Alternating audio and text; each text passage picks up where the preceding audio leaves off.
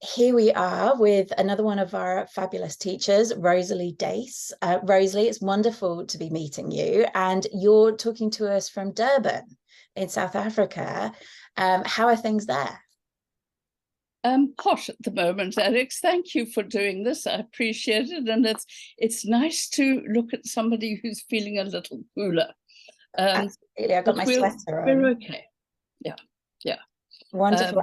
And would you like to just introduce yourself to everyone? Yes, okay. I'm Rosalie. Dace. I live here in Durban, South Africa, where I was born. Although I didn't grow up here, actually. I grew up in a very small rural part of the country. But as you know, life has these things it does to us, and I've ended up coming back here. And I think that perhaps it's quite relevant, and it may amuse you, that there was only one class at high school I was ever thrown out of, and that was sewing. So there's kind of hope for everybody. Okay. What did you do that caused you to be thrown out of the sewing class? Alex, I talked too much. I didn't want to make the pink and white striped shorty pajamas. Yes. So that's when I learned that I didn't want to do what I was told and that what everybody else was doing. Big lesson. Yes, absolutely. Well, let's get into that. So first of all, when did you first start quilting? I started quilting in the early 70s. Although, you know, I'd done little bits of sewing, but nothing seriously, you know, at all, because I actually was teaching art at an art center. My background is in art and education, and in the university education department, librarian said to me, "I see you always take out the art books." Yeah. And she said, "Well, don't you want to join the Embroiderers Guild?" I said, "No." And she said, "Well, that's a pity, because if you actually join us and you design for us, we'll teach you to sew." And I thought, I can do that. I can meet new people. So I went along, and they were all doing fine kind of needlepoint, baby pink and baby blue copies of brass rubbings. And I thought, I'm in the wrong place here. Yeah. So they said, you have to have a project. And I thought, what's the furthest thing from this that I can think of? So I said, I'm going to make a patchwork quilt. I'd never seen an actual quilt in my life. So I sat there making English paper pieced hexagons by hand. Well, I mean, you know, once you start, you know as well as I do that you just keep going and you keep going. So yes. I've been sewing ever since. Yeah. So you joined an embroiderers group and decided to make quilts. Yes. That's fabulous. All right, lovely. And so tell us a little bit. I'm just fascinated by your background here. And my eye keeps going to all these different things. You've got pots and quilts and hangings. Like, what? Walk us through the background. I come. Okay, I'm a fifth generation South African. Okay, and although I was born in Durban, I grew up in a tiny little rural village called Umzimkhulu. Okay. And it was the most wonderful kind of place to be, because it was very small. Everybody knew everybody else, and it was totally mixed. Now, I was born in 1947. Okay, so that makes me 76 years old. Okay, and the first part of my life was spent there at the height of apartheid South Africa. Yeah. But in our village, nobody really knew about that. Nobody could care less. It was what the people were. And eventually, in the insanity of the politics of the time, we were given in 1967 3 months to leave the village, but it was a whole long, complicated story.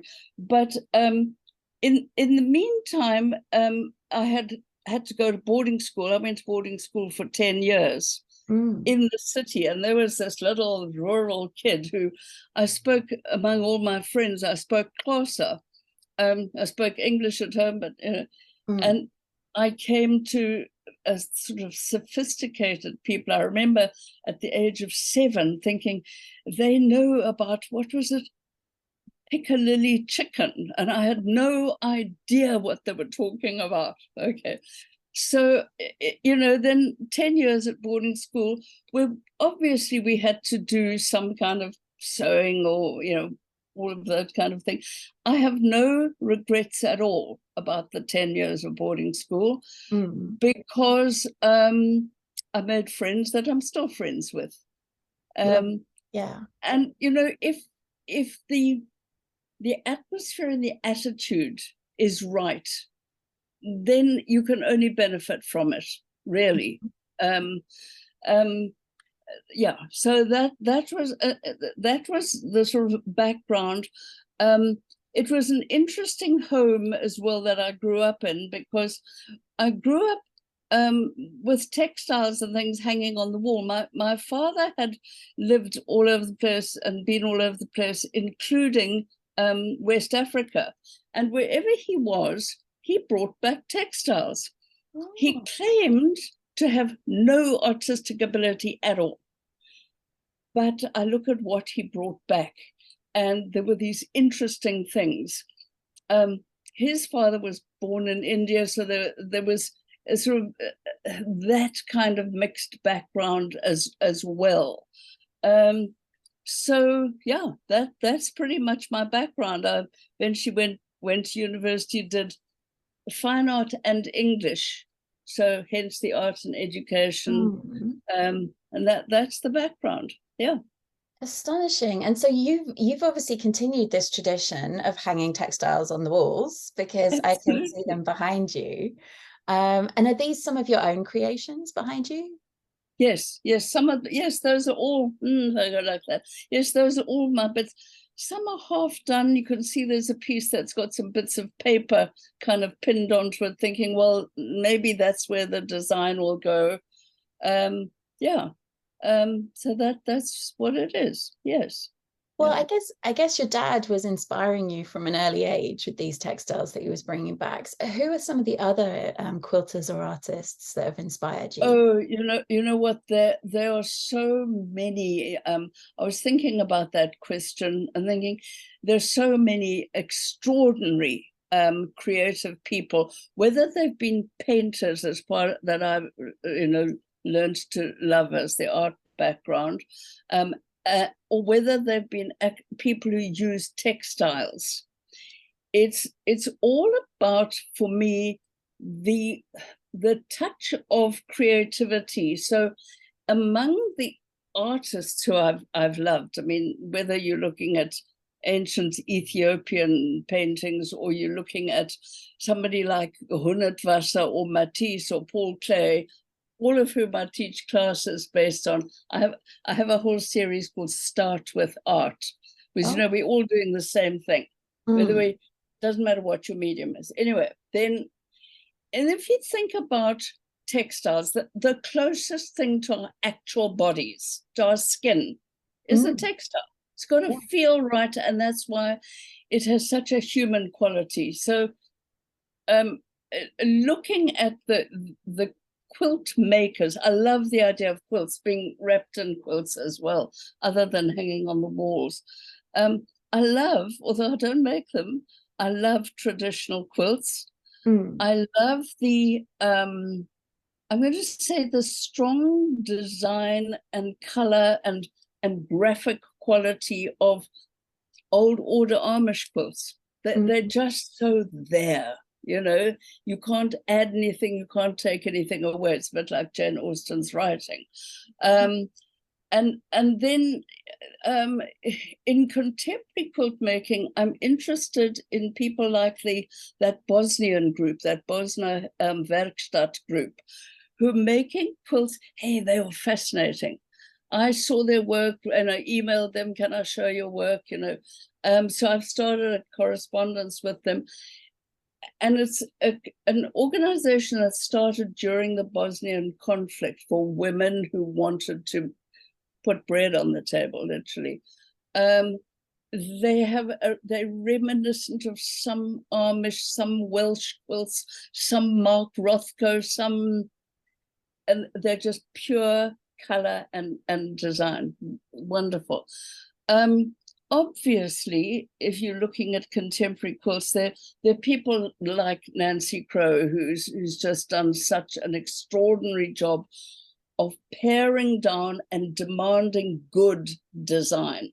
That's, you know, the composition, whether it's design, pattern, whatever you call it, we are dealing with how you divide up the space, how you cut it up. You know, locally, Odette Tolksdorf is an extraordinary, her work has a clarity of shape, design, and color. She's a graphic artist by training. I think in terms of pattern and use of pattern, I think of someone like Bisa Butler, who's just done an amazing job with composition and using color and pattern within those. It's nothing like what I do, and that's fine, but you just look and you say, wow. Look, obviously we've watched the transition of Michael James over the years and seen how he also used pure color and pared down pattern. In terms of somebody who has a more texture in the work, as a stitcher, I love texture as well. Kit Vincent, who's done some really interesting things. Helen Jeglio, who uses, I mean, she uses garments in her work, and that it's that human touch. Sue Benner, who layers and paints, and I mean, she's done an extraordinary combination of layering, and that's something I love, the fact that we are using a medium that layers, and in those layers we have the opportunity of making it smooth and flat or textured. Look at somebody like Dorothy Caldwell, whose work just, absolutely amazing. Wen Redmond, who I yearn to be able to do things with neutrals that she does. Right. And then Penny Behrens and Jude Hill, who also just have that, the sense of the human touch and human hand and time taken. Somebody else who I look at with wonder is El Anatsui, a Ghanaian-born, amazing Nigerian artist who, I'm sure you've seen his work. It looks like what it's not. So there's always a surprise. He uses, and obviously has a team, so it's collaborative now, the foil metal bottle tops of alcohol bottles. And they fold them and they wire them together, and he makes these vast pieces that look like huge pieces of woven African textiles. I love the African textiles, and yet it's going into a whole nother sort of area. So that, you know, those are just some of the people. There's some extremely creative people in South Africa. There's quite a lot of work that's being done in collaborative groups that also started with generally people trying to help women get something together where they could actually earn something and in the process tell their stories. There are three groups in particular, I think of. One's called Mapula. There's one called Karos Embroiderers and Weavers, and then quite a lot recently, well, Mapula has just had a big exhibition too. there's something called the Karma project, and they are mind-blowing. And those pieces are so richly full of human experience. Yeah. I'm going to be putting links to all these in the interview notes, so people are going to have to add an extra sort of hour or two onto their viewing time so that they can explore all these amazing places. Yeah. Okay. That was like an international representation of influences, and I know that you've traveled widely as well. And what kind of influence has that had on your work, and what are some favorite places you've been to? Okay, there are a lot of favorite places. Most of my travels have been in the United States.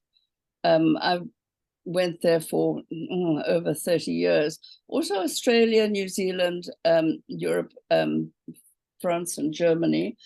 But I think I would say my second home, as it were, is in America. And I particularly love those strong rocky landscapes, those stunning views, in I'm thinking of Utah, Arizona, Oregon. I love New Mexico, but it's the strength of the landscape where you see just how small you are, and that you're part of a whole process. It's not something that happened in 5 minutes. It's an ongoing process. And along with that, I also say there's something so remarkable about living in Southern Africa. I don't, I haven't, that is where I live. Whether, I mean, the area that I grew up in, which is grassland, high grassland, or something like this city that I live in now. So there's about, I don't know, 4 million people. It's a very diverse, very vibrant place. Portuguese explorers, navigators, dropped anchor in our bay on Christmas Day in 1497. So it's been part of the spice route forever. And there's just been this interesting mix of people. It's a city, it has a lot of problems like any other city, but I'm equally intrigued by people, whether they're in a city like this or whether they, I don't know, in Arizona or wherever. I think what I've learned is, and whatever their accent, people are people are people. They all trying to find their way.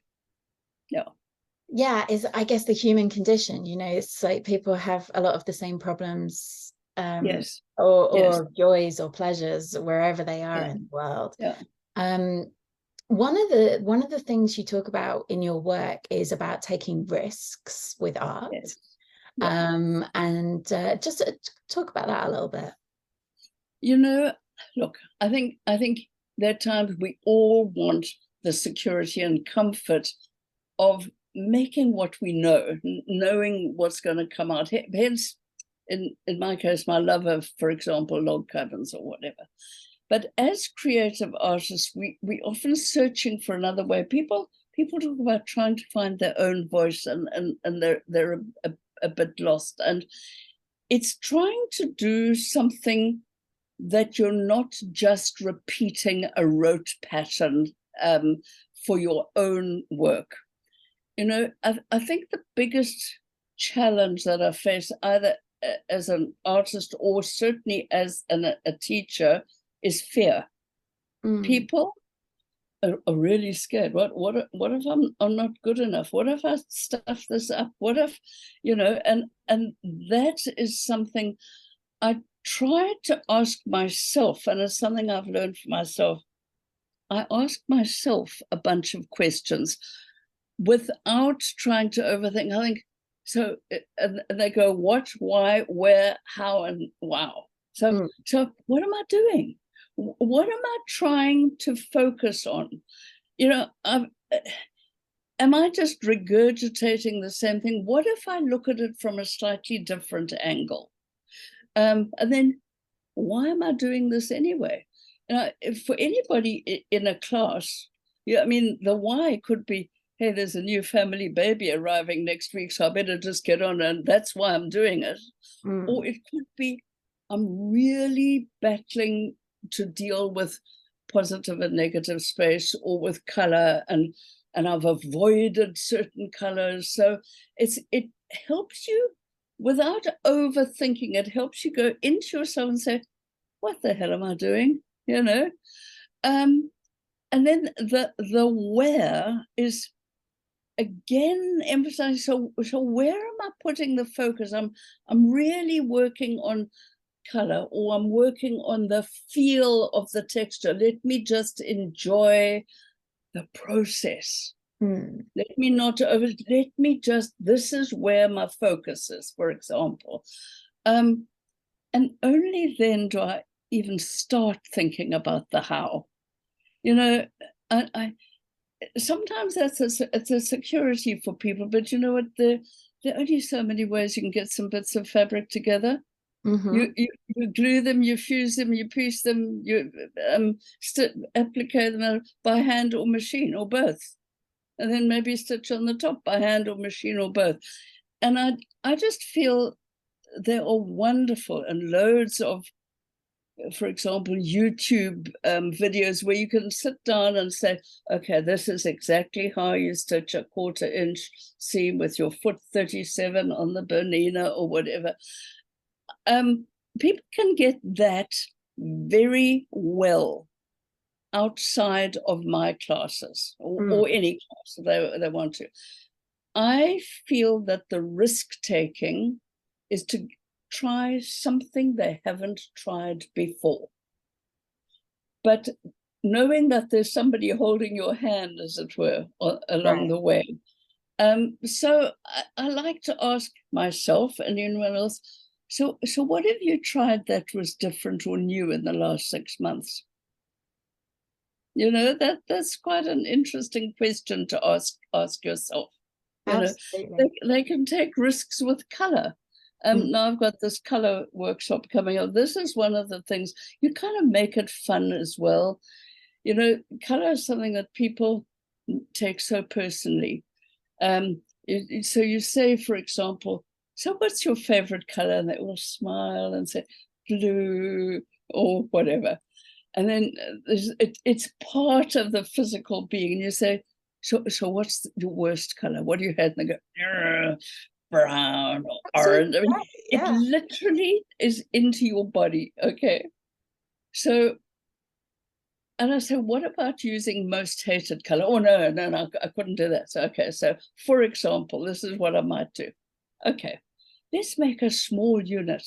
Let's take most loved color and most hated and use them together in the same block. Oh, heavens no. I said, you know what? Nothing terrible is going to happen. Maybe most loved will leak into most hated a little bit.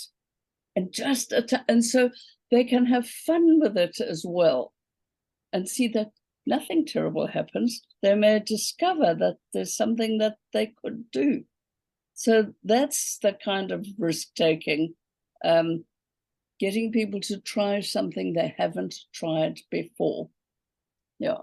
That's fascinating. And certainly what you're saying about having a physical reaction, like your face lighting up when you talk about your favorite, and then kind of crunching down when you talk about your least favorite. I hadn't thought about that before, but you're absolutely right, of course. Ask a few people, say, what's your favorite color? And they go, now, what color do you hate? And they literally, it is a physical manifestation, because it's part of who we are. I mean, for example, I remember saying a while ago to somebody else, suggested a color that she might want to consider using. I don't tell them what to do. You might want to consider this. And she said, oh, no, I can't do that. See, I'm a blue girl. And I said, no, you're not. You're beige, just like me. And if you look at somebody like Angelica Dace's amazing work she's done on skin color, you can see actually nobody's a blue girl or a green girl or a black girl or a white girl. We are just a manifestation of the colors around us, you know, and we go further than that. Yeah. Right. And then all this Yeah. leads into my next question, because I noticed you don't use kits or patterns in your classes. You are always encouraging people to find their own way. Okay. Sometimes I provide kits in the classes, but they are a very, when I say basic, it's things that I think people would not normally bring. For, you know, I'm teaching a class at the South African National Quilt Festival, and I've got a class called Earth, Wind and Fire. And the earth part is on texture, then there's on a bit on shears, that's the wind, and then the fire is. And, you know, for people to go and source stuff that I've had for years and been collecting is hard. So I say, here's a basis. But generally, I don't provide that, because I find it's better to encourage people to look with new eyes and say, oh, I never knew that leaf was had pink on it, or that stone had green on it, whatever it is. And I think my job is to help people to see and discover. And if I provide a kit, it's all here. There's not enough here. Experiencing in that sense. Yeah. I very seldom provide this, so yeah. Well, I think now is a good time to ask you about your workshop and what you're teaching at QUILT2024. Okay, I'm teaching a class called Living Color, Loving Color. And you know, here's the truth. We've got, it's a 60-minute kind of time slot. It can honestly only be a taste. So going across, I've got a presentation that I've done, but within that, I'm dividing it and saying, okay, we have to say, okay, let's look at, okay, we're looking at the primary colors, the secondary colors, analogous colors, complementary colors, neutrals, all of those words.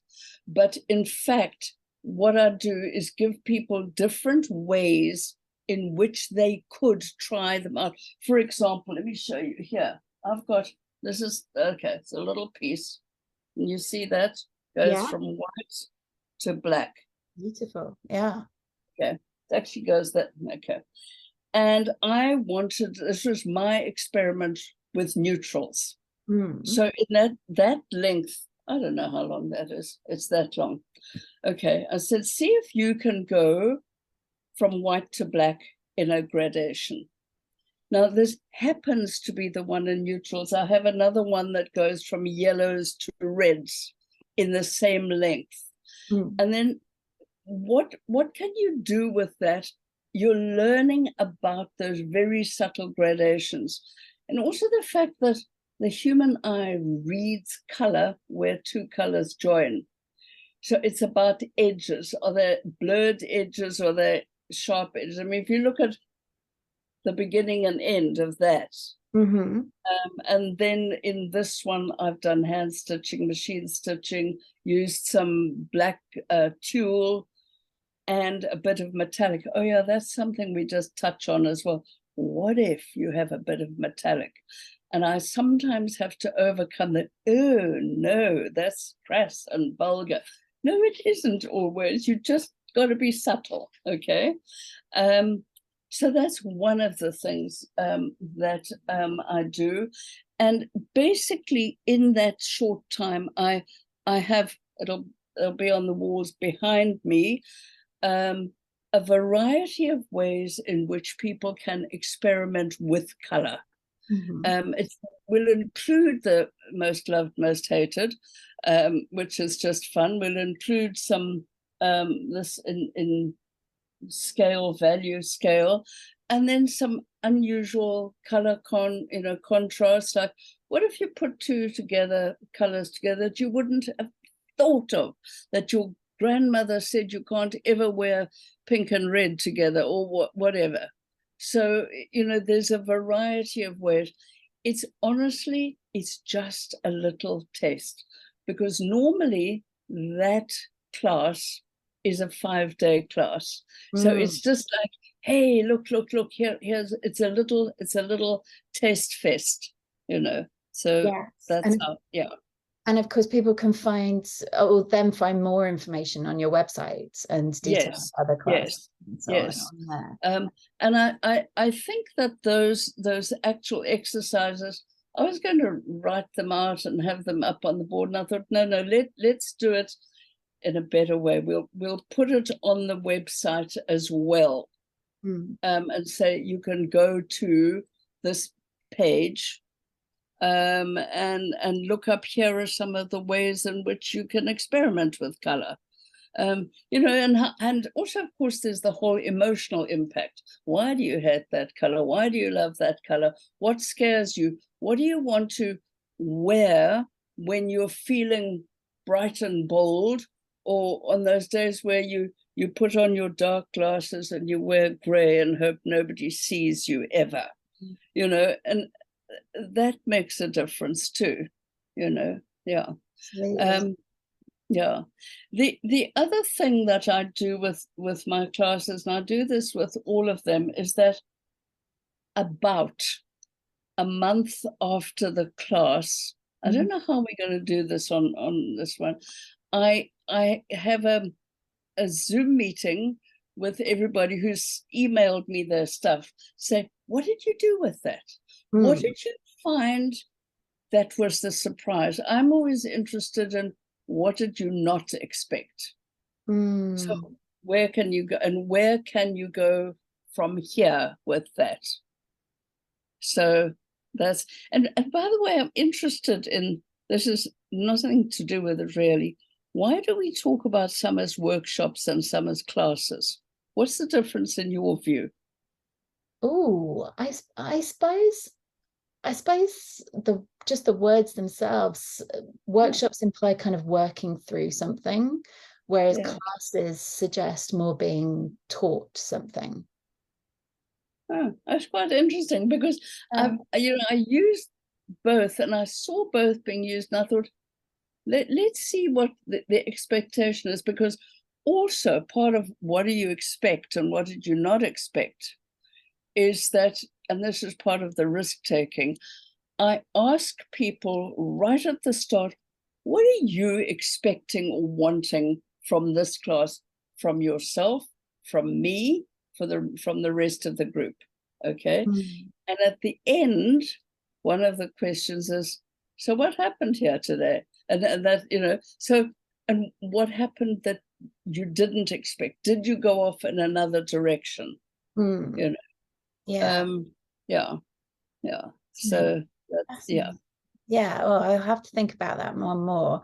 I know we're coming up to time. One of the things I wanted to ask about was, you've had a long career. What are some highlights and achievements that you're particularly proud of? You know, it's funny, I'm thinking about that and thinking, the thing that pleases me most, I mean, it sounds corny, but it's absolutely true, is when somebody, sounds really funny, said, I didn't think I could do that. And always in my class, I don't know if I should say this out loud, there's always somebody who cries. Oh, yeah. I'm not horrible to them, but it's like, I never thought I could do that. My sister was always the creative, artistic one, and look, you know, so that, oddly enough, is an achievement for me, that I got through to somebody. Obviously, you're not going to make it with everybody. That's not how life goes. And I think that getting people to come and say, hey, look what I found. I found this rock. I found this leaf. I'm totally in awe of nature. I think that's an achievement. From a teaching and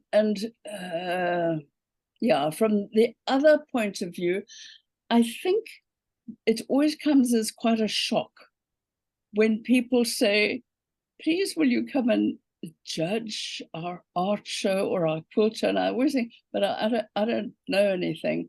And so, you know, during things like Quilt National and Visions and several South African national quilt festivals were a huge, I'm going to say, boost for me in thinking, well, maybe somebody thinks I know, so, you know, and what an opportunity to learn. Because everything that you teach, you learn over again, you know. So those were fantastic privileges for me. Yeah, Visions and Quilt National, and so there've been a few others as well. So I really appreciate the opportunity of being able to see that work up close and to really understand what I was looking at. Yeah.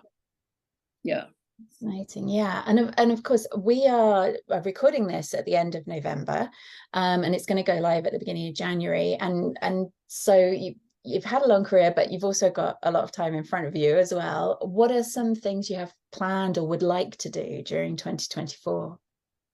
Take time to actually do more of my own work. You know, we always have that, and I found I love the teaching, I love the interaction, and the kind of stirring up, and you see people's their faces go blank, and then so, and it takes a lot of time and effort to make that look as relaxed as it sometimes does. So there isn't always as much time to actually do the work that I would like to. I mean, there's a piece hanging up there that's got a bit of paper on it. That's been there for ages. I certainly want to work on creating more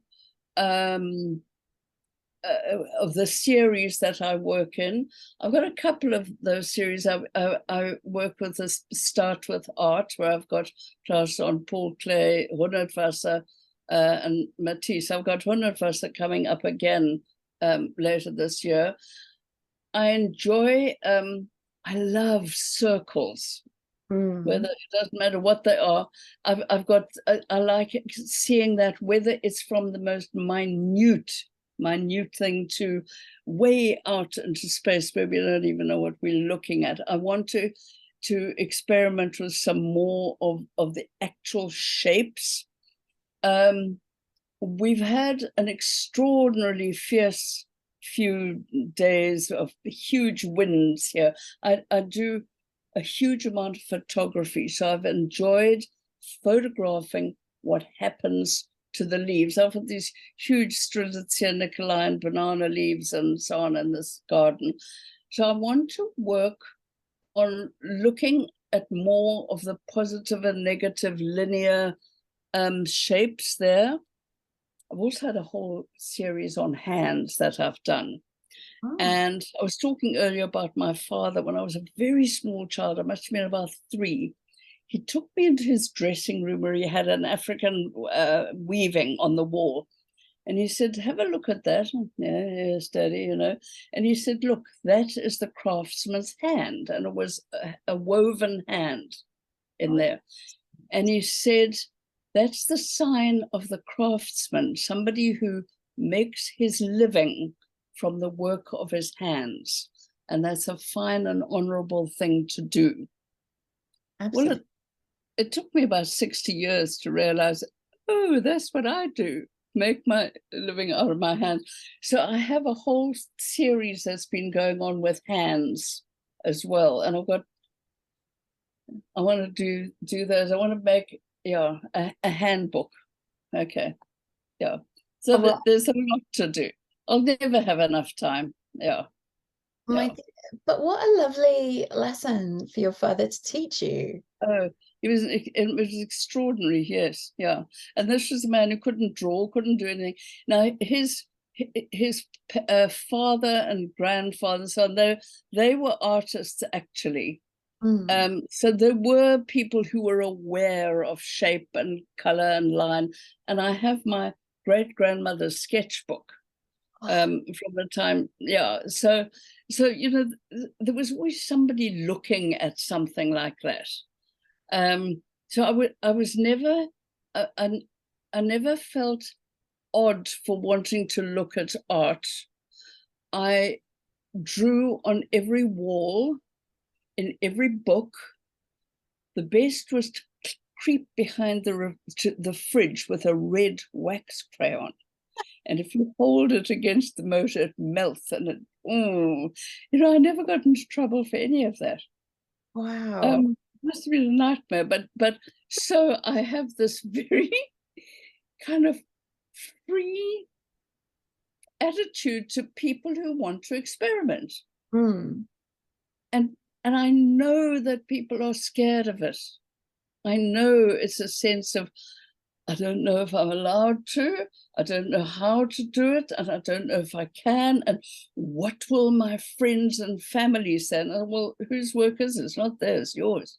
Yeah.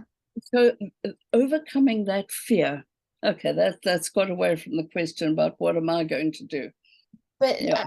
It's still fascinating. I mean, this whole conversation has been fascinating. So thank you so much for taking the time to do this. I'm so looking forward to watching your workshop. Can't wait for that, or class, whichever we should. I don't, whichever. Yeah, I had to think about that as well. Think about that definition. Absolutely. And I'm going to put all the people you've talked about and the organizations and so on, I'm going to put all those in the interview notes. So there'll be lots of follow-up research on my part, as well as I'm sure everyone else's. But sorry, yes, carry on. No, I was going to say, there are loads of people, and I would hate anyone to think that because I left them off my list, that I was minimizing them. Of course, yeah. It's just, there isn't enough time and space. Right. You know? We'd need to record for days. Yeah. Well, okay. Thank you so much for your time. This has been fascinating. No, well, that's great. That's great. And we'll work on getting that video of the workshop to you. It's got to be okay. And basically it's a look at diving into color, what we see.